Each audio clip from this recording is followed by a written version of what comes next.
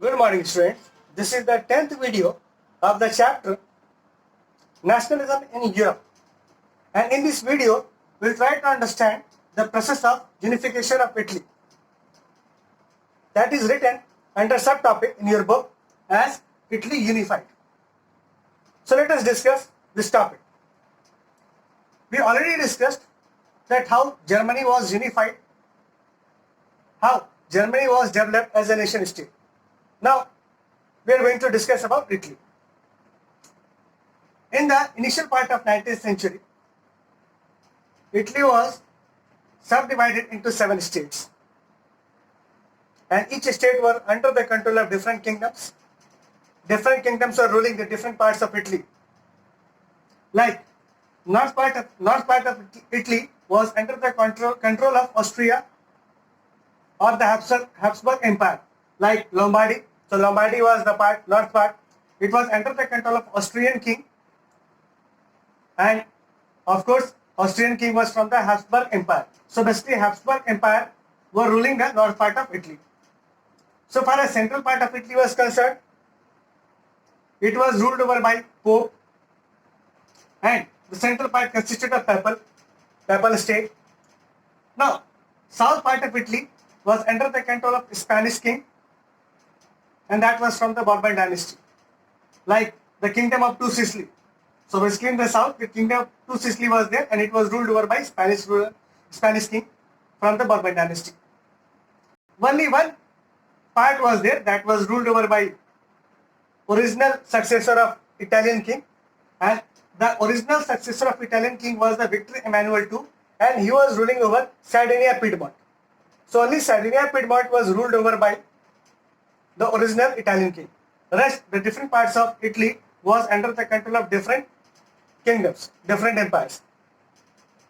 Here, 3 different men participated, and they contributed their role towards the unification of Italy. The first one was the Cavour. Cavour was the chief minister of Victor Emmanuel II, and he was from the Sardinia Piedmont.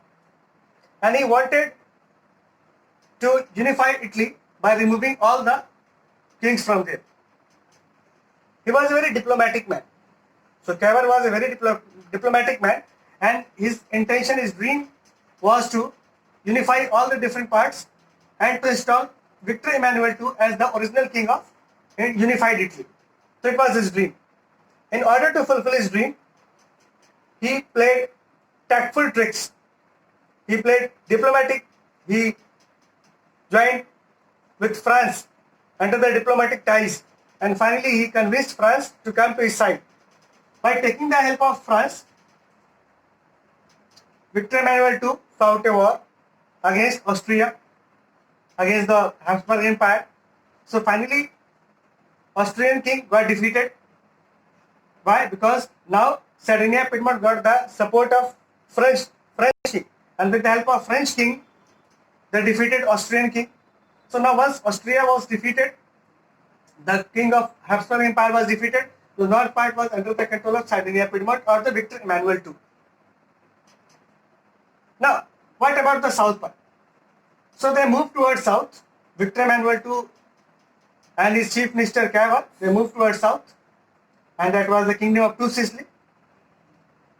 At the time, Spanish king was there from Bourbon dynasty. So they took the local support. They took the help of local people, and finally they started war against the Spanish king. So he took the help of local people to start war against the Spanish king, and this is how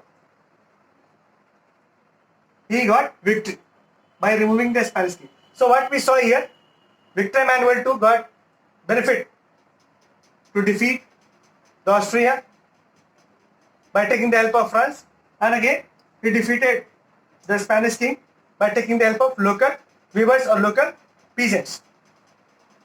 Now in this whole effort, who was the mastermind? The mastermind was Cavour. Cavour was the chief minister, and he was the think tank of Victor Emmanuel II. So to all the northern part and southern part came under his control. And of course the Pope that was in between, he left the kingdom because he understood that now it will be his term. So he left the kingdom, and finally the central, northern and southern part came under the control of Victor Emmanuel II with the help of Cavour. Two important men were there apart from Cavour. One was Mazzini, because we already discussed that about Mazzini. Mazzini was a great revolutionary. He founded a society, secret society like Young Italy, and thereafter he founded another, that was the Young Europe. And his objective was to remove the kings from the different parts of Europe and to unify Italy. So basically he was supporting the Victor Emmanuel II to unify Italy, because Italy was ruled over by different dynasties. So here Mazzini also came. He also helped a lot to the Victor Emmanuel in this process. But I mean to say, Victor Emmanuel got help from three persons. First, he got help from his chief minister Cavour, and we have seen what exactly happened with the help of Cavour. After that, he took the help of Mazzini. Mazzini also supported him a lot.